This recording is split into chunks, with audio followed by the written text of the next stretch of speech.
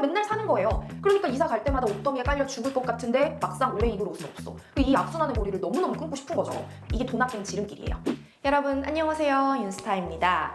여러분, 오늘은 제가 옷값에 들어가는 돈을 최소화하면서도 고급스럽고 예쁘게 꾸미는 방법, 옷값 아끼는 방법에 대해 알려드리려고 해요. 제가 예전만 하더라도 옷값에 돈을 정말 많이 썼거든요. 월에 적게는 20에서 30, 많게는 50에서 100 정도를 매달 썼어요. 매달. 그러면 연으로 하면 얼마예요? 어마어마하죠. 그리고 뭐 저는 유튜버니까 난 뭐 이거 사야 돼 하면서 그냥 맨날 사는 거예요. 그러니까 이사 갈 때마다 옷더미에 깔려 죽을 것 같은데 막상 오래 입을 옷은 없어.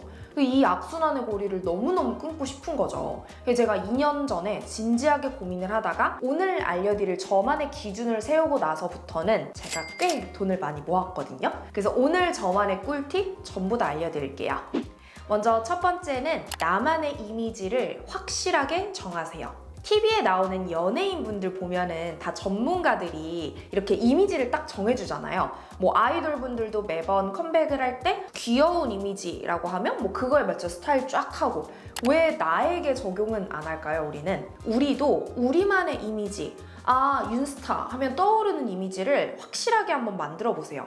옷 잘 입는 사람, 감각 있는 사람의 특징은 어떤 아이템을 보면 그 사람이 떠오른다는 거예요. 그래서 여러분도 여러분만의 이미지를 정하고 그거에 맞지 않는 옷은 안 사는 거예요. 그러면 점점 차곡차곡 옷장에 옷을 정립해 가면서 나중에는 내가 옷을 딱히 사지 않아도 작년에 입었던 옷을 얼마든지 오래 매치할 수 있게 되는 거죠. 저는 제가 30대 들어서 원하는 제 이미지는, 제가 20대 때는 좀 귀엽고 발랄한 이미지로 많이 보여졌었는데 저는 30대 때는 좀 우아하고 고급스러운 그런 이미지를 갖고 싶더라고요. 그렇다 보니까 어느 순간 너무 유행하거나 너무 귀엽거나 너무 섹시한 옷은 아예 안 사요. 그러니까 뭐 크롭티 이런 거 안 사요. 클래식한 무드의 옷을 삽니다. 클래식한 디자인인데 소재가 좋은 옷을 사요. 그러다 보니까 저는 작년에 입었던 옷을 올해 꺼내 입어도 아무런 문제가 없어요.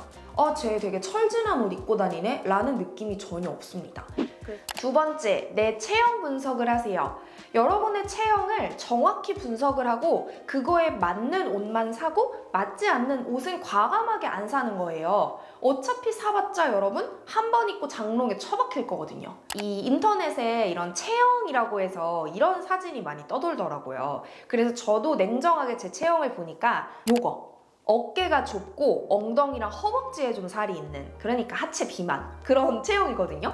그래서 제 단점은 어깨가 좁아서 좀 얼굴이 커 보여요. 그래서 제가 영상에서 자주 입는 옷은 뭔가 어깨 각이 살아있는 자켓이라든지, 아니면 어깨 퍼프가 들어간 옷이라든지, 아니면 오늘처럼 가로 스트라이프, 가로로 좀 넓어 보이는 옷을 많이 입어요. 그럼 반대로 저는 세로 스트라이프는 안 입겠죠. 요즘 유튜브에 보면 이런 체형 분석 유튜브 많잖아요. 그런 거 보면서 나한텐 어떤 옷이 어울리는지 냉정하게 보는 거예요.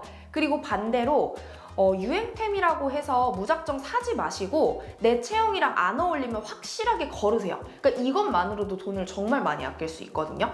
예를 들면 와이드 핏, 핀턱 슬랙스 이런 게 몇 년 전부터 유행이죠. 저도 사봤어요. 저도 사봤는데 저는 진짜 엉덩이가 이만해 보이는 거예요. 허벅지는 좀 슬림하게 붙는 일자 핏이 잘 어울리는구나. 일자 핏보다는 요즘에 와이드 핏이 유행이긴 한데 저는 어차피 보더라도 안 사요. 나한테 안 어울리니까. 그래서 여러분도 여러분의 체형 분석을 하시고 유행에 다 따라가지 마시고 나한테 어울릴 것 같은 옷만 사세요. 이게 돈 아끼는 지름길이에요. 그리고 세 번째는 유행을 다 따라가지 마세요. 크롭티 유행한다고 크롭티 사고, 카고바지 유행한다고 카고바지 사고, 이렇게 되면 돈을 못 모으고 우리가 지금 원하는 내 컨셉을 확실하게 할 수가 없어요. 그럼 유행을 하나도 따라가지 말고 뭔가 촌스러운 이미지가 되지 않나요? 그러니까 그거는 아니에요. 유행템은 사기는 사는데, 여러분이 사고 싶으면 사는데 여러분만의 그 한도를 만들어 놓으세요. 그러니까 유행템은 비싼 걸 사지 마세요. 예를 들어 저 같은 경우는 5만 원 이내의 옷만 브랜드만 삽니다. 그러니까 처음부터 W 컨셉 막 디자이너 브랜드 가서 비싼 거 사지 말고 여러분 그냥 보세에서 지그재그 같은 데 들어가서 3, 4만 원 하는 옷들도 우리나라 옷 퀄리티 되게 좋잖아요. 한번 시도를 해보고 나서 생각보다 내가 이 스타일이 잘 어울리네? 내 기존 스타일하고도 잘 콜라보를 해서 입어볼 수 있겠다 싶으면 그때 비싼 옷을 사는 거예요. 마지막 네 번째, 무조건 저렴한 옷이 좋은 옷은 아니에요. 그러니까 옷 살 돈을 아끼면서 세련되게 입는 방법의 가장 큰 핵심은 옷을 하나씩 저축을 해가는 거예요. 그러니까 패스트 패션 이런 거 있죠. 유행템을 사잖아요? 사는 건 좋아. 근데 내년에 내가 돈이 없을 때 그 옷을 꺼내 입기는 뭔가 꺼려진다라는 거죠. 그러면 결국 매달 옷에 돈을 쓰게 되더라고요. 당장에 3만 원, 4만 원 한다고 해서 결코 싼 금액이 아니에요. 이거를 오래 입을 수 있는 옷인가 아닌가를 좀 냉정하게 판단을 해보셔야 돼요. 제가 원래 자라를 되게 좋아했거든요. 자라 지금도 좋아해요. 근데 예전만큼 안 가는데 예전에는 자라를 방학 같은 아들 때 진짜 맨날 갔어요. 5, 6만 원 하는 블라우스 같은 거 되게 많이 샀거든요.